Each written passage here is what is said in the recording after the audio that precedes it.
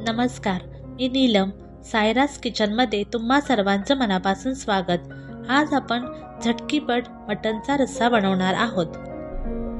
चला तर मग वळूया रेसिपीकडे. तुम्हाला लागेल तेवढे तेल टाकायचं आहे.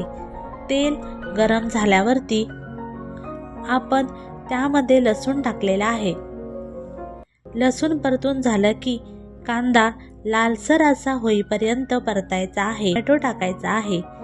त्यामध्ये तुमच्या आवडीनुसार मसाले ॲड करायचे आहेत.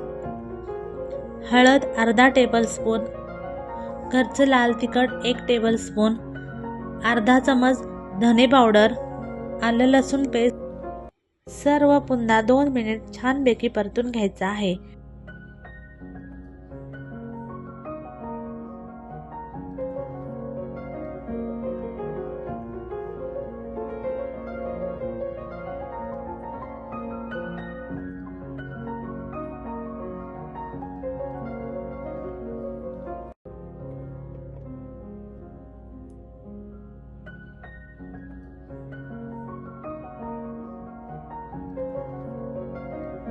व परतून झाल्यावरती गरम पाणी टाकून कुकरचा झाकण बंद करायचा आहे.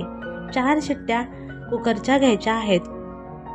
कुकरच्या शिट्ट्या झाल्यावरती छान आपला रस्सा झणझणीत असा तयार झालेला आहे. चॅनलला लाईक, शेअर, कमेंट, सबस्क्राईब करायला विसरू नका.